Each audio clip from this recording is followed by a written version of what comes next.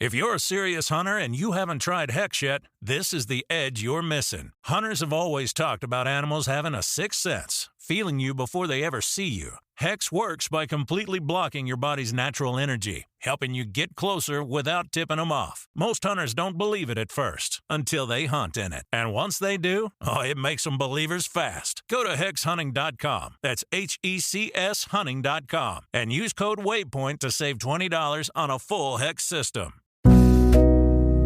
The world moves fast. Your workday, even faster. Pitching products, drafting reports, analyzing data. Microsoft 365 Copilot is your AI assistant for work. Built into Word, Excel, PowerPoint, and other Microsoft 365 apps you use. Helping you quickly write, analyze, create, and summarize.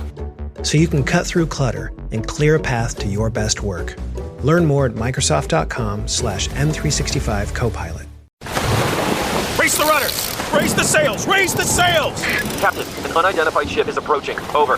Roger. Wait, is that an Enterprise sales solution? Reach sales professionals, not professional sailors. With LinkedIn ads, you can target the right people by industry, job title, and more. Start converting your B2B audience today. Spend $250 on your first campaign and get a free $250 credit for the next one. Get started today at linkedin.com/campaign. Terms and conditions apply.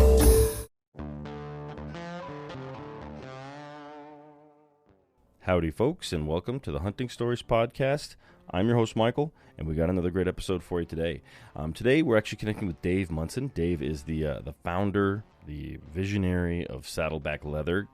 If you guys aren't familiar, they make leather goods. They make them so good that your kids will fight over them when they're dead. I have one of their duffels, and I get, literally everywhere I go, people call me out and say, hey, is that a Saddleback bag? And I'm like, yes, it is. The quality is amazing. I love carrying them around wherever I can. And Dave is an amazing guy. He's had an amazing life. He's been all over the world helping people, building amazing products, and hunting. So I don't want to steal too much of his thunder here, but I want to say thank you to Dave for coming on the podcast. Let's just go ahead and kick this thing off, guys. Let Dave tell you some of his stories, and thank you so much for tuning in.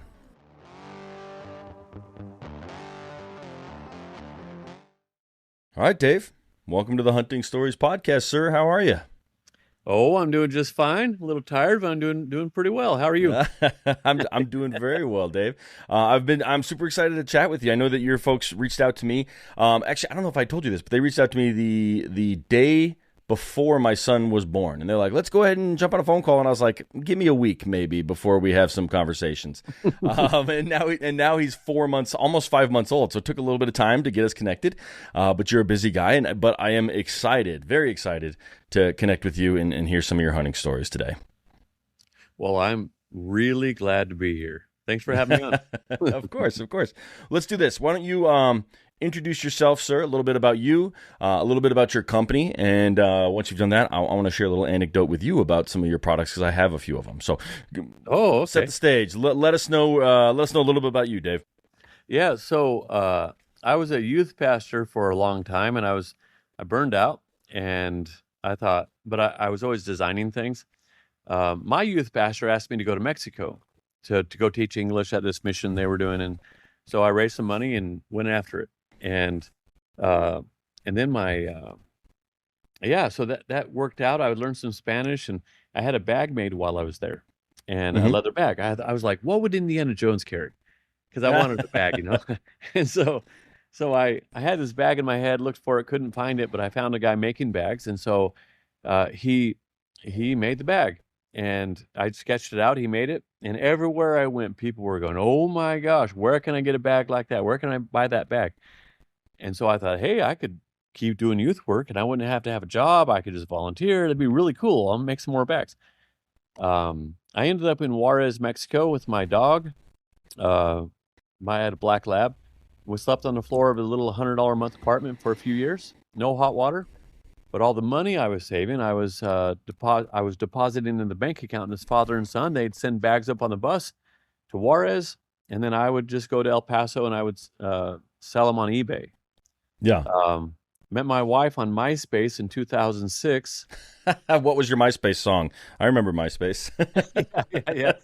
I never put a song on there, but I know everyone had the song on there. Yeah. And so I saw her. In fact, the picture I saw of her when she first sent me a message, it was her gutting a deer. Oh, really? She had her hair all back, and she had a little bit of hair hanging down, and she had the deer was all spread out, and she was gutting it. And I said, "Oh my gosh, that's better than any lingerie picture. That's smoking hot." I was like, "I gotta marry her." And so went down in San Antonio. She was in San Antonio. I was El Paso, Juarez. And so I met her, started kissing. And about just right off the bat, started kissing. And then got married about a few months later. And then 9 months and 15 minutes later, we had our little girl. And then, which is fantastic, little girls, man, they're so babies special. are just the coolest thing ever. Yeah. And she's 18 now. Oh boy. Oh wow. Boy, wow. That changed. Yeah. It's a whole nother world there, buddy. I believe it. And let's see. Yeah, so we started the factory in 2008 down in Mexico. And we started, we have a homeschool school for the kids. It's all in English. And neighbors. We have, we have English programs. We have marriage classes, parenting classes. We have Bible studies, all of that stuff we have at the factory. And because we love people. So nothing's ever changed. Just the ministry changed. I went from youth work to leather work. So that's what we do. That's amazing. Well, tell me a little bit more about you. Maybe like when did you start hunting? Where are you from originally? That kind of stuff. I'd love to hear more about your hunting kind of lineage. Yeah. So I'm from Portland, Oregon. Okay. And where we have like really big deer, big old mule deer, big, elk and all that sort of thing. So, but I never did go hunting up in Oregon. So I moved out of there down to New Mexico. And so my dad always talked about how they would just stalk the deer. They would walk, and it wasn't like a deer blind here in Texas. Yeah. Give the deer a blindfold and a cigarette, kind of thing. Wait for him. Oh, that's funny. Okay, so this is really cool. So my first deer was when I was in 8th grade in South Texas, and they're about the size of a big dog here, the deer. Mm-hmm. And so sometimes a little skinny. There's so many of them. They don't have enough food. Oh my gosh. So I blasted it through the hips. Ooh. And it was a good ways away. I'll give myself that. And it was really windy. Yeah, that's what it was. And iron sights. That's right. And I felt really bad. My uncle had to shoot it in the head, with his pistol, and just kind of felt bad for it. It wasn't pretty. It wasn't pretty. Yeah. And then I wanted to be like my dad. So I moved to New Mexico, and I was like, I'm gonna go hunting, Dad. He's like, okay. I took the 30-06, no scope, just iron sights. I'm gonna go. And he's like, Dave, make sure when you're walking, stop every once in a while and look around, because a lot of times the deer just be staring at you, sitting next to a bush. Yeah. And you just walk right on by. You're too busy walking. So I took some shots, didn't get anything. But I want to be like my dad. So I wanted to, I wanted to shoot like a man. I didn't want to shoot like in a blind. I always thought that's cheating. Honestly, it is. It's cheating. It's different. I'll tell you what. I've had this conversation with a lot of friends where, like, hunting out west, you got to have legs on you. You got to be able to hike. You got to do all those things, climb mountains. But there's something about sitting in a blind or a tree stand and the mental toughness of, like, maybe it's cold, maybe it's hot, that mental fortitude that you need. It's a very different kind of difficult, but it is difficult in its own way. Yeah.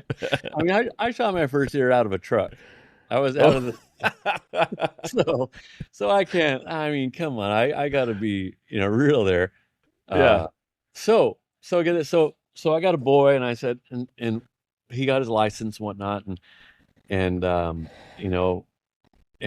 he just we just hadn't gone hunting. We're out here in Texas. We have 84 acres, so we have deer around. I said, son, let's shoot a deer. Let's go on. Let's go get it. Yeah. We got a license. He's like, Dad, I don't want to. It's like they trust us here. It's like we're there. They're pets. But we have some ponds and so. And I was like, he's like, Dad, like this is a safe harbor for them, Dad. And I feel like, I mean, we shoot turtles in the pond, because you can have turtles or you can have fish, but you can't have both. And so we shoot a lot of turtles, but he goes, I was like, oh man, are you going to go vegan on me or something? And so we go to Africa and we're in Zambia and we're visiting this missionary and he says, y'all want to go hunting? He goes, and my son's like, dude, this guy's the coolest guy ever. And he's 25, 26 years old, really. And he's a cool guy. And he says, you want to go hunting? And we're like, yeah. My son, Cross is his name. He's like, yeah, let's go hunting. Because this guy Austin wants to. So we go to this game park about an hour away, and we get in there, and he knows the owner of the game park. They have a few game parks. We get in there, and we sighted in a rifle. It's got a scope on it, all that sort of thing. I forget what kind. It was some sort of South African rifle. Okay. And he's 15. And sure enough, there's a wildebeest. Okay. A bunch of them. And we're like, okay, now's your time. We were walking, and we're just, it was great. We were all on foot. There are no lions in the park, no leopards. So we're all on foot. We're walking. There's some rhinos and stuff, but they weren't near. And then they kind of got into this kind of fenced area. So they're running back and forth. And the guide says, yeah, I kind of feel uncomfortable. They're kind of like shooting fish in a barrel kind of thing. Like, yeah. Should we should we scare them out and then go hunt them? Like, it was getting late in the day. So he sort of like, Cross, just take one out. So he sets it up on a little tripod, a shooting stick, sights it in, and he's a great shot, with the turtles. Uh-huh. And he shot and got it in the belly. Oh. And of course, my first one was in the hips. I was like, a little better than yours, just a little bit better. 75 yards away. And everyone's like, there were like 5 or 6 of us behind. We're like, ugh. Yeah. Oh, he shot it again. It's limping now because he shot one of the legs, like they're one of the front legs. He shot it like 6 or 7 times. He just peppered, missed every vital organ, blood's draining out. So finally, and everyone's like cringing. We're looking at each other behind him, and my son's ears are all red for me because he's embarrassed, and he's got cheeks are red. Yeah. Austin, his hero is there too, and his dad, and we're like, "Ew, this is terrible." And finally, we just walked over and he just John Wicked him in the back of the head with a pistol, with a 40 cal. And so, it was awful. But I was like, my son's pretty gifted in a lot of things, and so it was a nice, humbling thing for him. And now, how old is he now? And how old was he when he shot this deer? He was 15, and now he's he'll be 17 in about a week. Okay. So I felt good about it. Yeah, not good. I didn't feel good for the wildebeest. Yes, yeah, of course. Everyone, but it's good to have those humbling experiences. Also, right around 25, it'll be real fun to make fun of him for that hunt, right? You got to give him a little bit of time to heal. But once he's a full man, then every time you go hunting with him, you'll be like, try and use less than 7 shots this time, son. That kind of stuff. So it's a great story that you'll have a lot of fun with in the future, I'm sure, Dave. But yeah. Gosh. So then Austin comes to visit, and with a 22 pistol, he shoots a water jug about 75 yards off, just with the iron sight, just hit it on the first shot. The missionary came to visit us in Texas, and he's like, oh, so he was kind of redemption.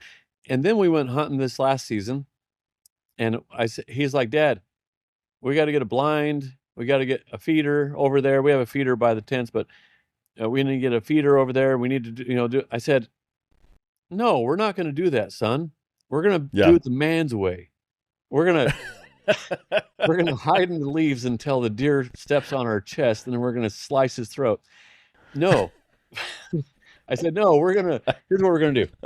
Let's go scope out the pond and look, but let's bring the rifle with you.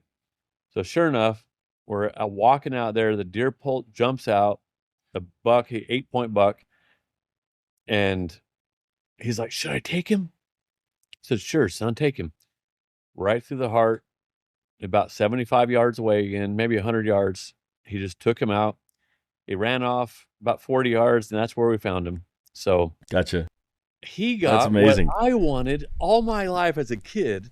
I wanted to track down a deer like my father, and he did it for me. It was kind of like vicariously living through my son. That's pretty amazing. How did he feel after the wildebeest hunt, right? So, like, obviously not the cleanest kill. Was he was it difficult for him to jump back into the driver's seat and go hunting again, or was he like determined to right the situation? Yeah, no, he wanted to prove that that the sights were off on the rifle. He wanted to prove. Of course. Someone must have bumped that thing. That's what he wanted to. That's what someone sabotaged him. No, he wanted to prove that he had what it took. Okay. So I was really happy for him. He was redeemed. He has what it takes, and he did it in front of his dad, and I couldn't have been prouder of him, Yeah, so that's pretty great. And when did he go from the pet or the deer are pets to he actually wanted to hunt the local deer? Was it all about the redemption arc, or when did he decide that it was an acceptable option? Well, it was one season. So when he was 14, he said, "Son, let's go out. It's time to go." And he's like, "But Dad, so oh man, it's kind of like that Monty Python, the king. I don't know, Holy Grail, where the king has a son and he just wants to sing all the time." He's like, Dad, I just want to sing. Stop that. Yeah, I know exactly what you're talking about. Yeah. Big Monty Python fan. That's pretty funny. So it took one season. His best friend got an 8-point also. And so his best friend, he's like, "Oh, Ethan got one." And so he had a little pressure on, and so it took his best friend getting one, and then us being in Africa, and then so that first one's always a little hard, For me, it was hard, but now I'm calloused. So calloused. Okay. When you were in Africa, did you get to do much hunting, or did you kind of pass all the shots off to your son? No, I got an Impala, so I took out an Impala. We drove around until we got to the spot, and then we walked for about 100 yards until we got up over this little hill where there was sign that they were there, and then we shot it. So a South African guy. I don't know if have you been hunting in Africa? I have not. One of my really good friends, Robin Warman, he hosts another podcast, but he's British, but his wife's South African. So he goes down there for 3 to 4 months every year, and he's just constantly sending me photos of all the fun critters that he gets to hunt. So it's high on my bucket list to get down there. Hey, hunters. Have you ever had one of those stories, the ones that you didn't want to tell, the ones that end in failure? Yeah, I've been there. Actually, you know what? The culprit for me usually is bad optics, or worse, lack of using my optics at all. Picture this. I spot a trophy buck, or an antelope, or an elk, whatever it may be. My heart is racing, but the blurry view, or I just can't quite identify exactly what I'm looking at, it has me second guessing. Well, that's where Vortex Optics comes in. With crystal clear glass and rugged durability, Vortex gives you the confidence to take the shot. Don't let poor optics ruin your story. Make every moment count. Upgrade to Vortex and turn your hunting tales into triumphs. Visit vortexoptics.com today. Nothing brings people together quite like Team USA at the Olympic Winter Games. From NBC Universal's iconic storytelling to the innovative technology across Xfinity and Peacock, Comcast brings the Olympic Games home to America, sharing every moment with millions. When Team USA steps onto the world stage, people aren't just watching, they're cheering together. This winter, everyone is all on the same team. Comcast, proud partner of Team USA. Not sure how to tackle your taxes? Are you sweating the small print? You may be experiencing FOMO, the fear of messing up. The answer? Using TurboTax on Intuit Credit Karma. They help you get your biggest refund, and then we help you do more with it with a personalized plan designed to help you hit your money goals. It's time to take your taxes to the max. Start filing today in the Credit Karma app. Yeah, there's a bunch of animals. And it's interesting. I've always been kind of against. I had been. I mean, I'm from Oregon, so they beat that into you, the environmental and animal rights and all that sort of thing. I happen to be the opposite. But I do like keeping nature clean. I'm big on, environment, but I'm okay with killing animals, right? Yeah. And that big game, when I see at Dallas Safari Club or something like that, you see these guys holding up a beautiful leopard, and it's this beautiful beast, and they bought a tag and killed the leopard, right? Yeah. I've always wondered what to think about that. Because it seems like such a beautiful, if it's a hyena or a warthog or something, like, I'm fine. But it's a beautiful leopard, man. Come on, So I've always kind of struggled with that a little. But interesting. Yeah. So then, what do you think about like hunting mountain lions? Like our equivalent. Like, are you open to that? I've eaten mountain lion, and it's delicious. By the way, I don't know if you know that, if you've ever had it. Yeah. It was very much like pork. You got to cook it, obviously, a little bit more thoroughly. And I'm from Colorado, right? So our state food is green chili. We eat it even as a soup, not just as a topping. So someone made mountain lion or cougar green chili, and it was at a big potluck where you can get mule deer and you can get bobcat and all these different critters, and it was easily my favorite thing that I had. Now, maybe they just made a really good green chili, but I couldn't tell the difference between the cougar and pork. Really? Yeah, in that particular presentation of it, but it was really good. Well, so we're on this at this game park. It's 20,000 acres or something like that, and they had this rhino. The guy was just grieving over this rhino that they have several rhinos there, and some poachers had come in and cut through the fence and poached a rhino and went over there and cut off the horn. By the time they got over there, those guys were gone. Yeah. They'll chase them down and shoot their knees, and they're brutal. Those guys are brutal when they catch a poacher. And I heard it becomes like kind of like a war scenario, right? Because they know they're poaching and they could get killed for what they're doing, so they're going to fight for their lives. So when you go after those poachers, it gets pretty crazy, from my understanding. I don't know if you felt the same way when you were there. Yeah, they kill them. Yeah, they kill them. Yeah, and they don't just kill them; they torture them. Crazy. I mean, it's like they'll crack their ankles. They're brutal with them because they kill this beautiful rhino, and so they had this pet rhino there, this little baby rhino, and it was like it slept with one of the guards in his tent in his cabin. Really? It was really cool.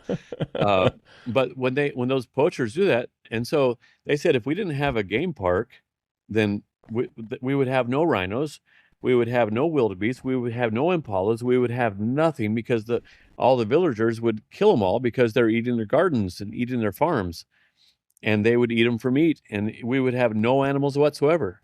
So they said, but it's not free. We have to bring water in the dry season to fill up the ponds. We have to plant. We have to do all this sort of thing. We had to pay the guards. They're like, if we don't hunt these animals, then we can't make any money. We won't sell tags.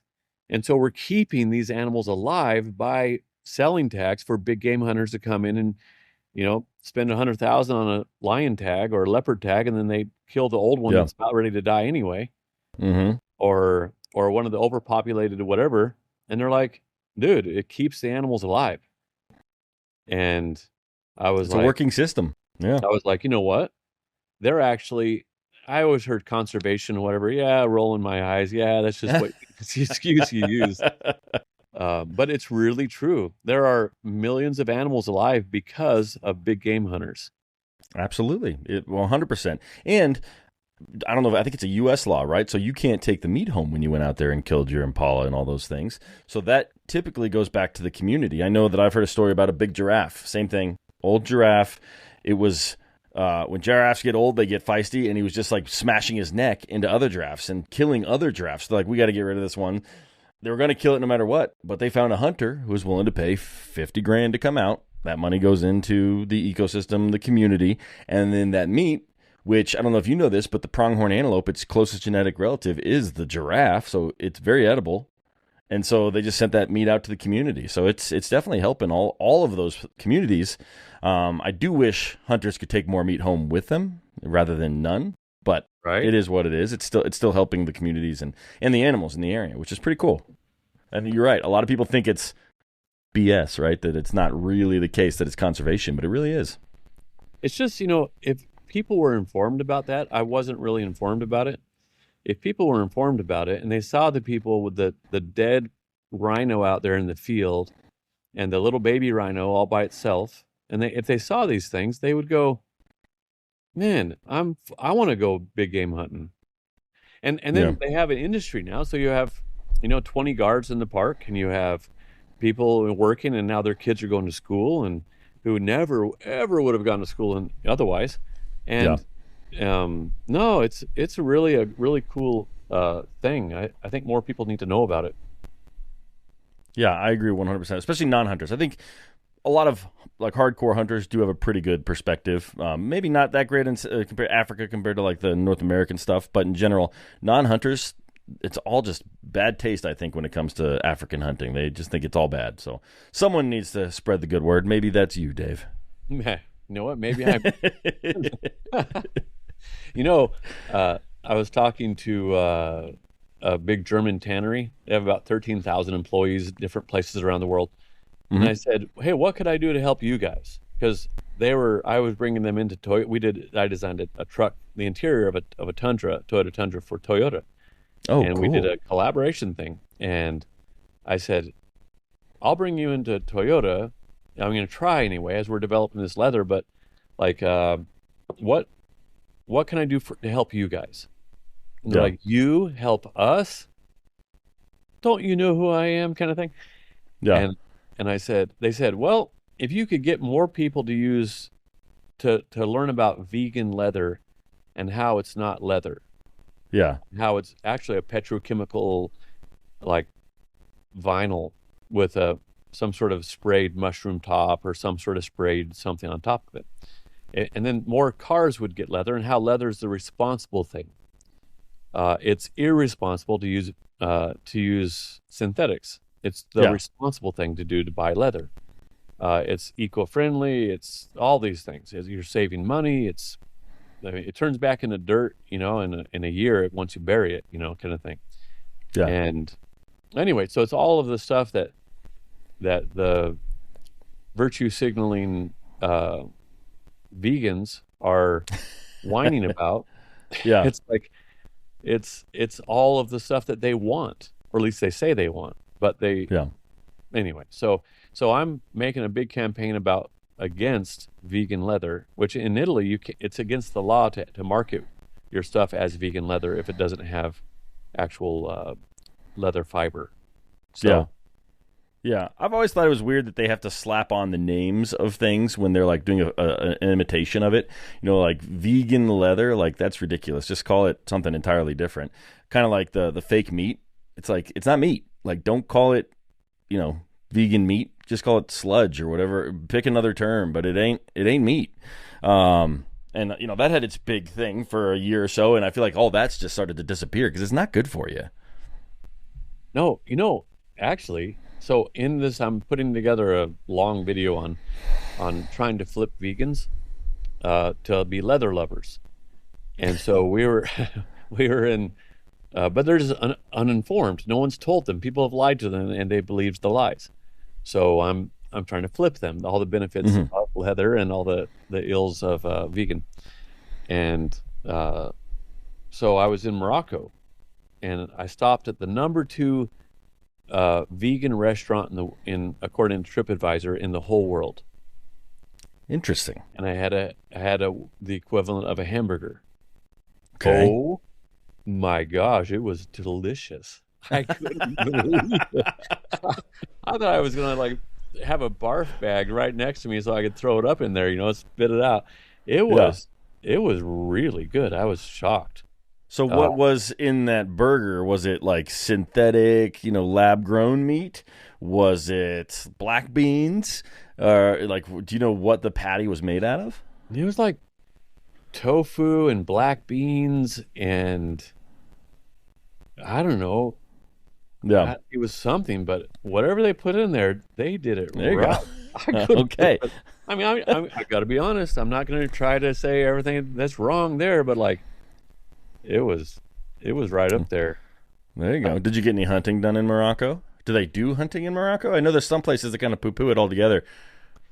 They have the Atlas Mountains there, and so I don't know. I don't know. I mean, the Atlas Mountains are pretty impressive.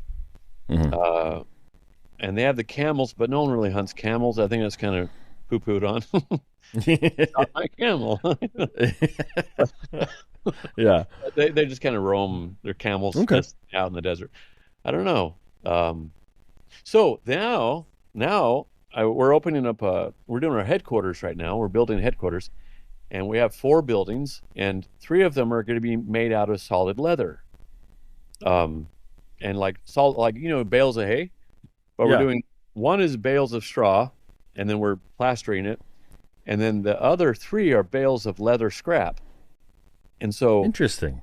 we're plastering the outside and leaving them raw on the inside, and it's super cool. So then I thought about 1 million pounds of leather is what it's Okay. going to end up being. So then I thought, and we're halfway done now, and but then I thought, wait a sec, what if we had like a leather education, leather museum, or leather, like old artifacts, old leather samurai suits from Japan? What if we had these leather things? And then I thought, the guy who has the game parks, what if I got a rhino hide, Yeah. an elephant hide, when they die naturally or whatever, they just bury it. What if I said, I'll pay you for that hide, and he could get the permits for the skin to, and a wildebeest hide, whatever hide, and then an eland, antelope or whatever, take the hair off and just have the regular skin of it, all the way down to a mouse. You could have a little mouse skin, and then wouldn't that be cool? That would be super cool. That would be super cool. With your products, with Saddleback Leather Company, do you guys do anything beyond cattle leather, or are all of your products cattle? Yeah, all of them are cow skin. We have cows from the U.S., and then we have Italian leather, which has a denser fiber structure because they don't use growth hormones. Gotcha. And so the cows have to mature until they have the full amount of meat, like 22 months, 24 months, and then they slaughter it because it won't grow any more meat. And then, but in the U.S., but the skin also matures at that time. The U.S., we have great leather here in the U.S., but it's not as great as that leather because the cows, they slaughter them at 15 months. They do all the growth hormones, and it gets the cow up to 15, 18 months where it's got all the meat it's ever going to have, and then they slaughter it. So, and then no need to keep feeding it, right? Yeah. And so economically, that's not a good idea. so the leather's not as incredible as the Italian. It's still really, really good leather, but just not as incredible as what they have. So we use both of those. And then I'll be using, I think, Lord willing, be using a Japanese leather I just found in Japan. It's the rarest, most incredible, purest leather in all of the world. And what I mean, to a layman, right? So I don't know leather like you know leather, but like, what is it about that Japanese leather that just stands out? If you can explain it to someone like me. Yeah. So when you tan leather, I've been to tanneries all like 5 different continents, like a lot of leather. Leather's my life, right? So they'll take the hide, they'll soak it in lime. They'll put lime in the water. If you do it a really natural way, they'll put lime in the water in 9 or 10 days, and then the hair comes off. Okay. Or they'll tumble it with acid, and the hair comes off.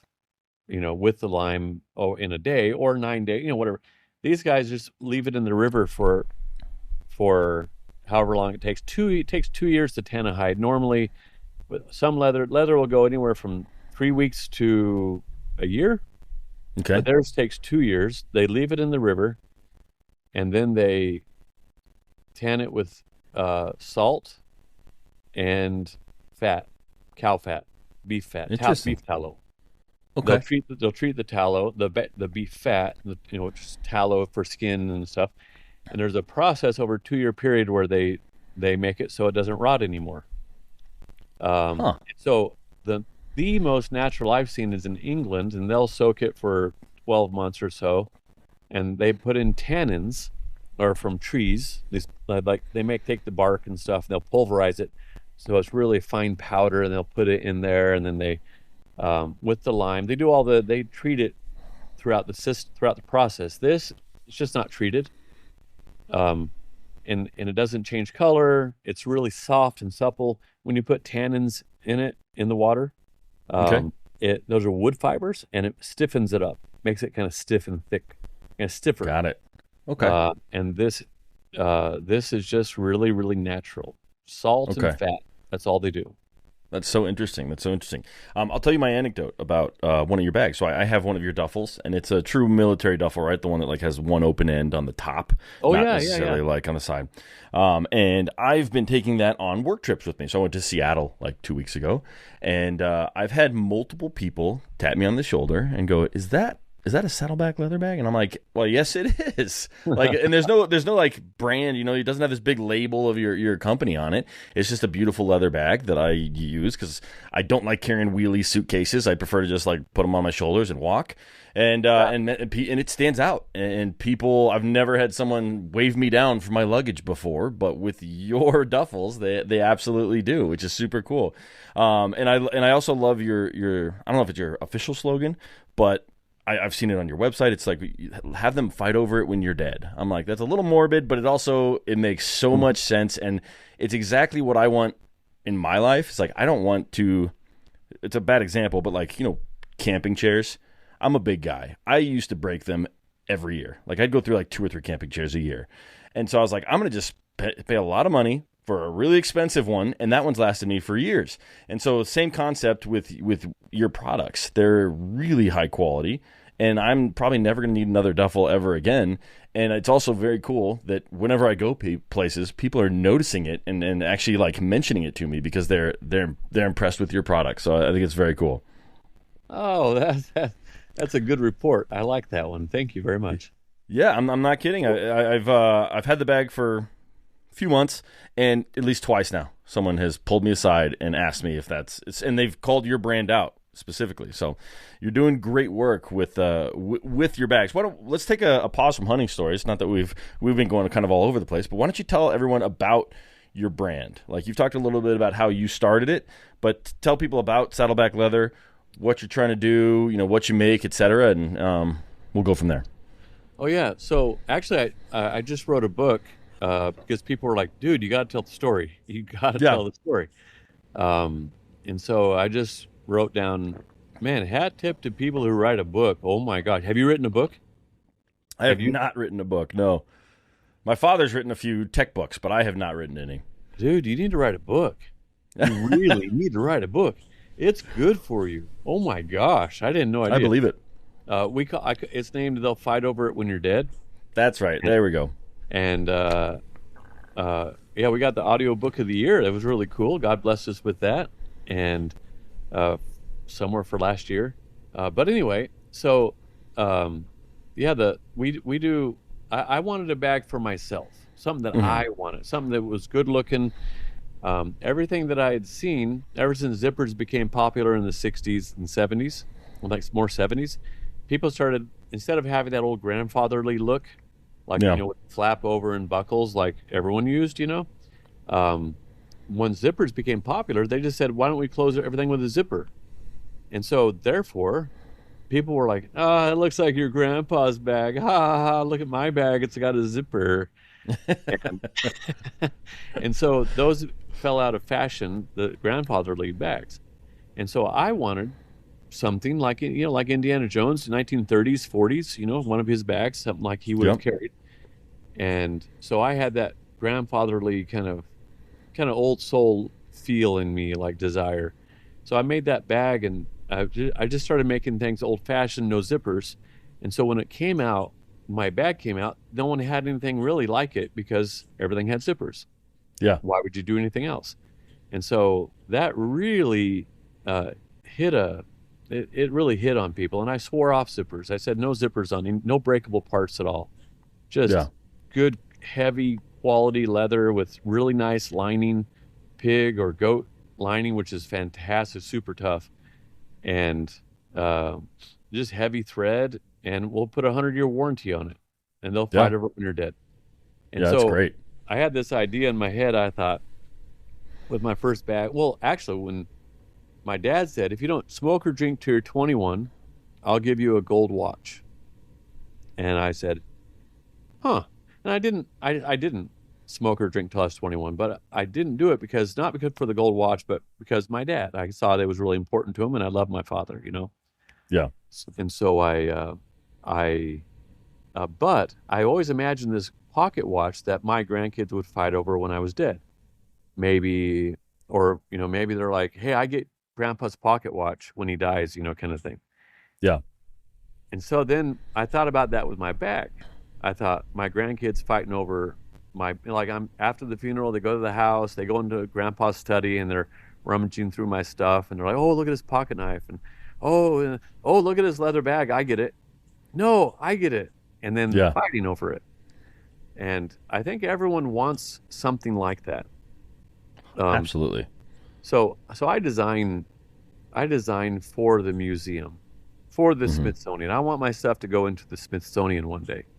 I want people to say, oh, look at this old antique bag. This is cool. I'm still using it, kind of thing. So that's the philosophy. And I figure that if Jesus had a business, it would be a leather bag business. I don't think he'd do like hearing aid batteries or anything.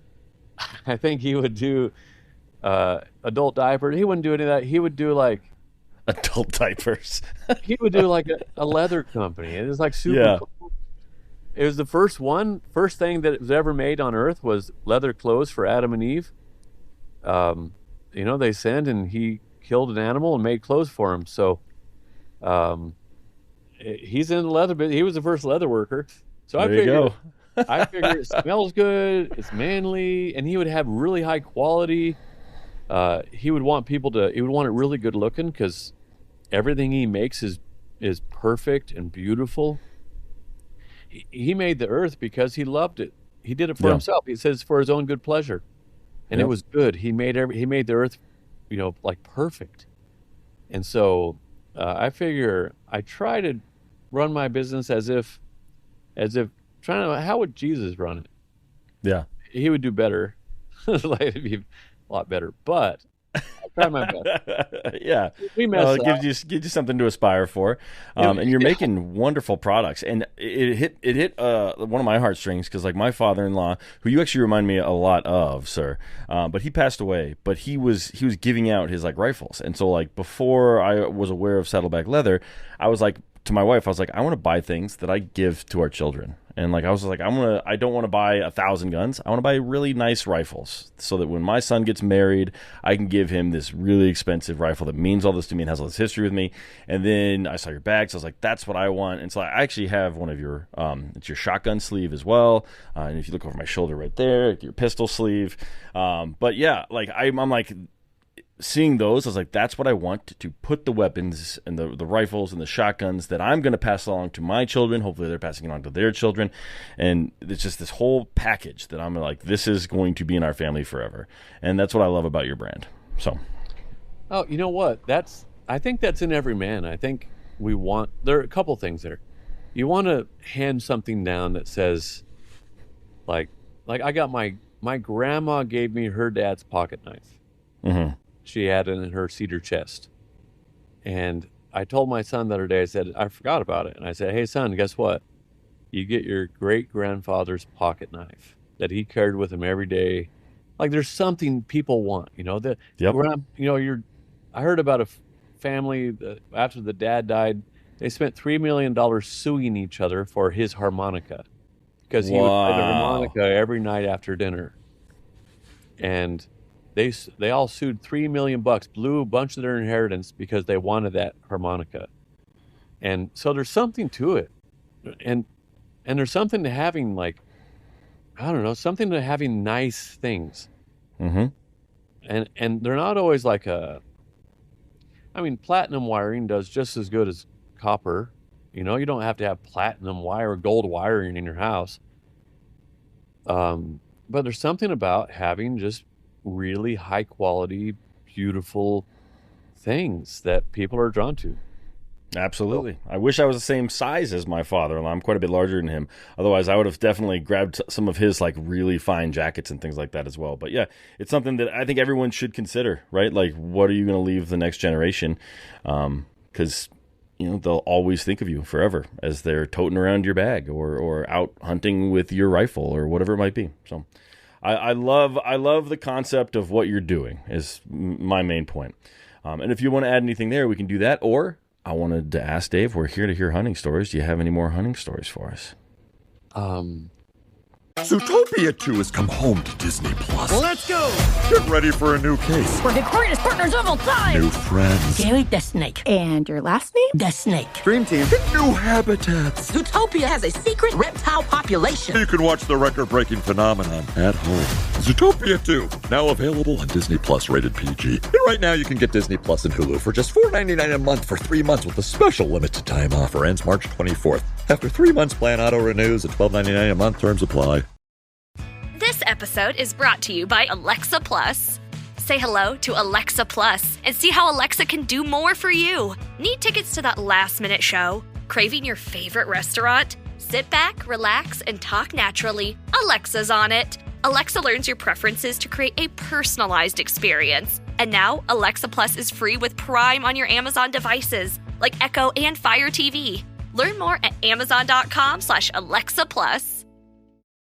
Your favorite local grocery stores like Kroger, Ralph's, Fred Meyer, and more are now delivering on Uber Eats. Get 40% off your order of fresh, quality ingredients. Whether you just got home to an empty fridge or suddenly got a craving to whip up something new, you can get everything you need delivered in as little as 25 minutes. Get 40% off your order with code Kroger2026. Plus, members get $0 delivery fees. Order now on Uber Eats. Orders of $30 or more save up to $25. Ends 4/30/26. See app for details.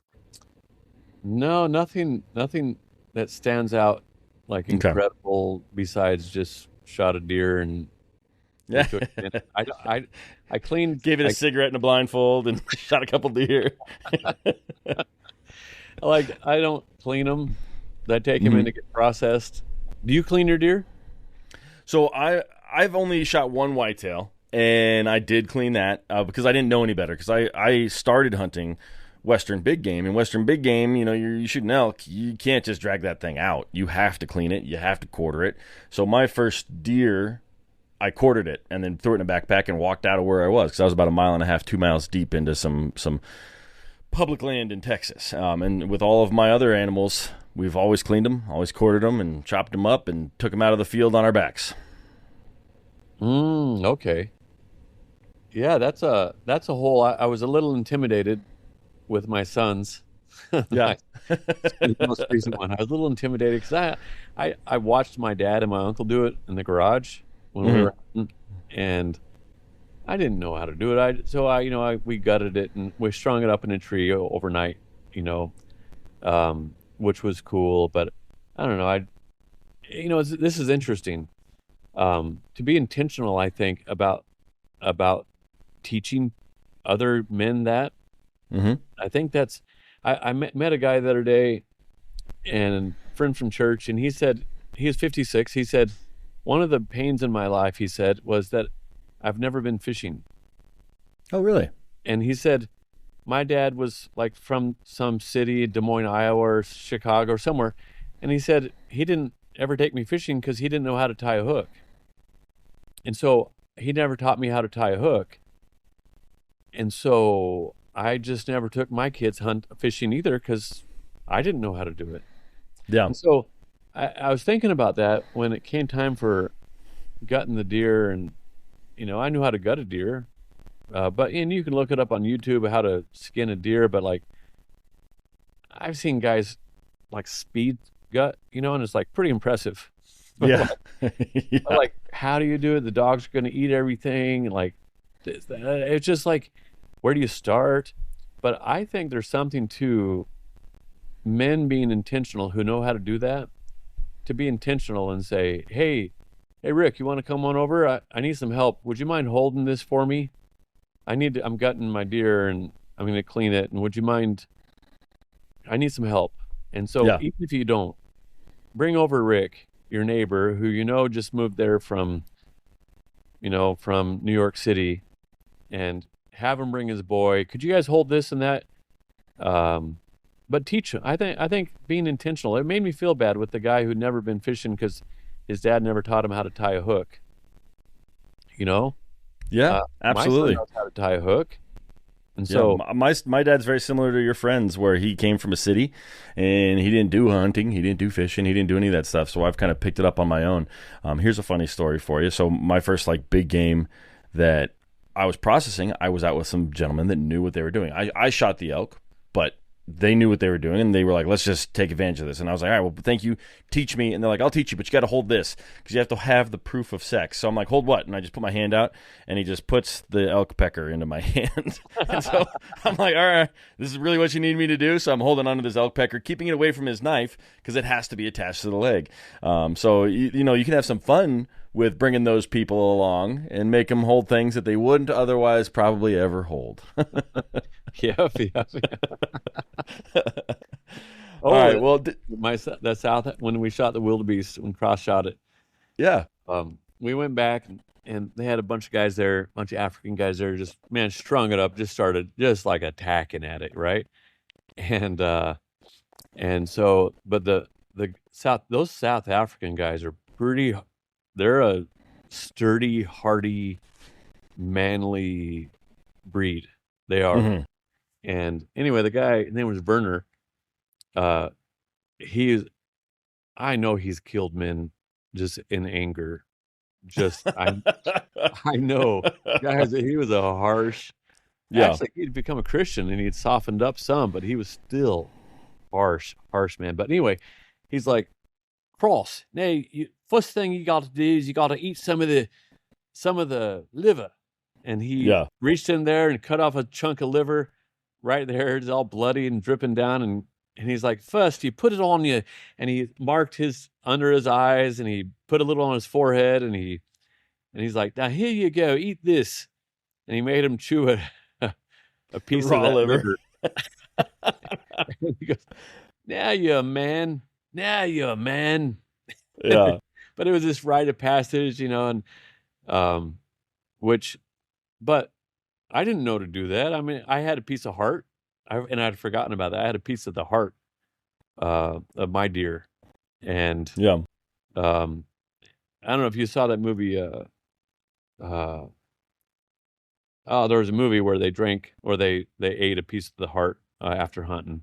So anyway, but there's little things like that. But I needed someone like that, like Werner, to help me to do that with my son. So anyway, I think hunters should be intentional, saying, hey, Bill, I know you just moved here from Miami.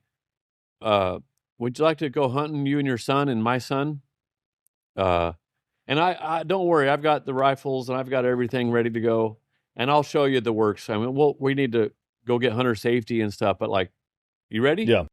I think being intentional about that and being others focused, I think that would mean the world to a lot of people. It could be life-changing to a lot of people. I agree. I know that coming from someone who started hunting on without the big influence that a lot of other people had, that I didn't have my dad or an uncle or a grandpa or anything that hunted. It's the barrier to entry is pretty high, the knowledge that's needed. And that's where a lot of people stop. I think there's a lot of men out there that would love to hunt, but they're like, I don't even know where to start. And so they don't. So I think having that intentionality that you speak of I think that would go a long way with helping men be a little bit manlier, I guess. I don't know. How do you want to word it? Well, if there was a quiet initiative in the NRA or this quiet initiative at a SHOT Show or something like that, where they said, hey, take someone hunting this year. Introduce someone to hunting this year. Yeah. And don't humiliate them. Don't go, hey, I know you don't know Jack. I know you're not really a man, but here you can use my man card today, but gently invite your neighbor and his son to go hunting. Yeah. I think that would be a beautiful. So I got to have lunch. Do you know who Zig Ziglar was? I do. He wrote the book on sales. Yeah. Yeah, but he wrote like 30 some odd books. He was voted the most successful man in America in like the 80s, 90s, and early 2000s. He would charge $50,000 an hour to speak at a big stadium or something like that. The guy was incredible. And I got to have lunch with him when he was 82. He's dead. Wow. I got to have lunch with him, I don't know, 15 years ago or so.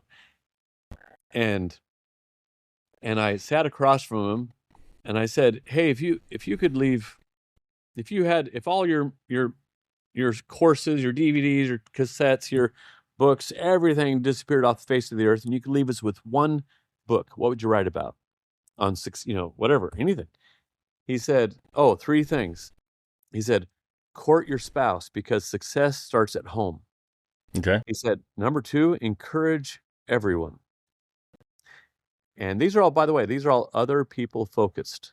Is his key to success is being other people's focus. He said, so court your spouse, encourage everyone, as in give courage to them, instill courage within them. And then he said, try to help everyone around you to be as successful as they can be. That's great advice. And he said, so part of that success is like owning a man card. Some people, they don't even own one. They have one, but it's never been punched. And so like give them a stamp on that. Help them to punch their man card to go kill something. Yeah.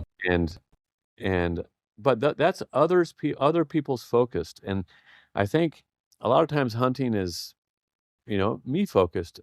Sometimes it's not. I want to provide or whatever, or it's camaraderie, it's fun, it's friendship, it's there's a lot in hunting.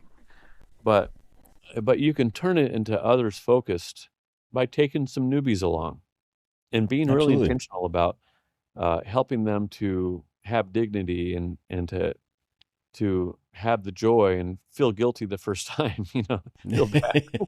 Yeah, absolutely. Absolutely. I agree with that 100%. When I went hunting the first time, I was like, I don't even know if I'll be able to pull the trigger. And so give people the opportunity to learn that about themselves, right? If they can even do it. So, how'd you get started? So my father-in-law and my brother-in-law, they weren't like big hunters, like they got to go hunting all year, every year and all that stuff. But they'd recently put together an elk camp. And my wife, my fiance at the time, right, was like, you should go with them. And so I was like, hey guys, like, nice to meet you. I'm Michael. I'd like to come with you. And they're like, nope, you're not in the family. And I was like, oh, okay, this is a big deal, apparently. So I was like, well, I'm engaged to your sister, but all right, I'll get formally married. Let's get married. So we got married, and then I got to go to camp, and it was more of a beer drinking camp than really anything else. But it was great to get out there, and when I harvested, I co-harvested. My brother and I both shot the same elk, but when that happened, I was just hooked, and I was like, this is for me. Like this is what I want to do. This is how I want to test myself, because it's hard to find really hard things to do. In present times, right? Everything's pretty easy for us.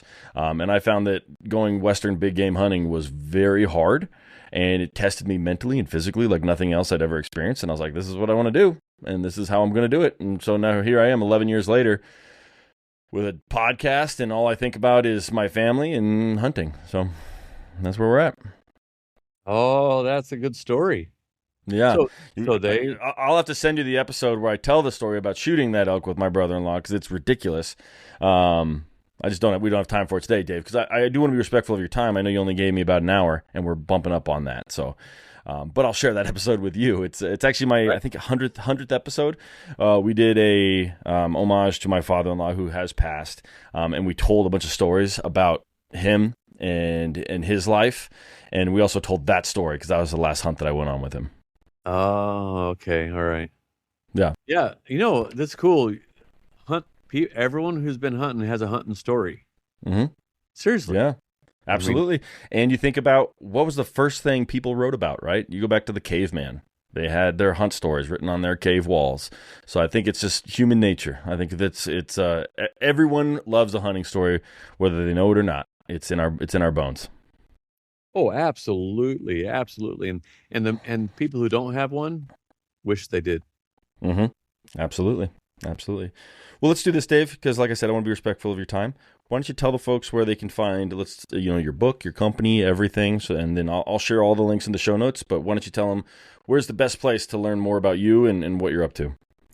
Saddlebackleather.com is the company, and then you can find us in Azle, Texas, Fort Worth, Texas. Saddleback Bags on Instagram. We just got a 4.5 million view video, which is really cool. We live in safari tents, and we lived here for about 10 years, and so they're kind of popular online. Don't feel bad for us; they're really nice.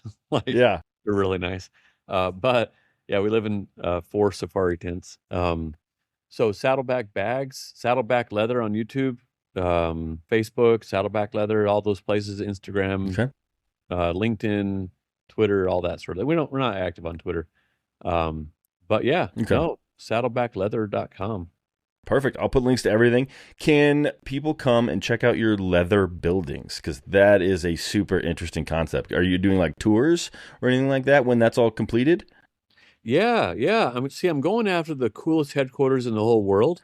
Yeah, you're on the right path. Especially when you start putting up the mice taxidermy everywhere. Wouldn't that be great? That's so cool. Yeah. So working on the coolest headquarters in the whole world. So we have secret rooms and passageways, and we'll have catwalks, and we have giant fireplaces. Yeah, we have 4 buildings, and everyone has a 6 foot high by 7 foot wide, gigantic indoor and outdoor fireplace or back to back. Oh, that's cool.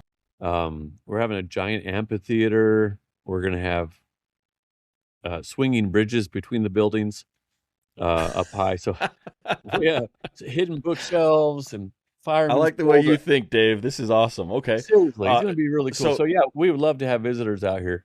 Okay, and when are you going to be done with that construction project? Probably September. So we're about halfway done right now, and but we got to stack. I'm in the warehouse in this, with you right now, but we're crowded in here. So yeah, we'll be able to. Yeah, probably September we'll have everything perfected. Yeah, it's pretty neat. Neat place. So well, I'll be down. Like I told you, I've got roots in Texas. I'm down there often enough. I'll make sure to come down and visit you because. If nothing else, I want to try the secret passages in the building made of leather. It sounds right up my alley. So, great. Dave, thank you so much. I really appreciate you taking the time. I know you're very busy, but it was great to hear your story, some of your hunting stories, and it was great chatting with you. So thank you very much. Yeah, great chatting with you. Thanks for having me on. Of course. Have a good one. All right, you too.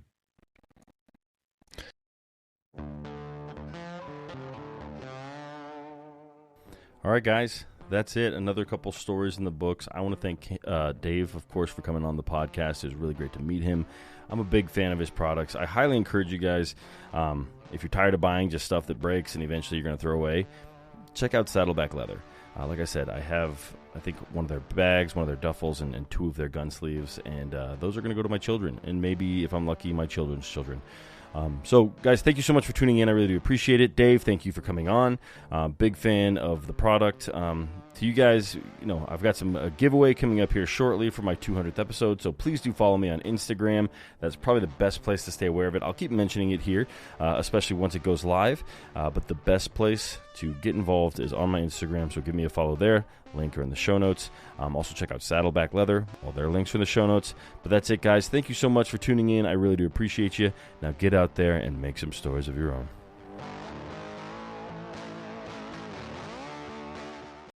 Starting a business can seem like a daunting task, unless you have a partner like Shopify. They have the tools you need to start and grow your business. From designing a website to marketing to selling and beyond, Shopify can help with everything you need. There's a reason millions of companies like Mattel, Heinz, and Allbirds continue to trust and use them. With Shopify on your side, turn your big business idea into Sign up for your $1 per month trial at shopify.com/special offer.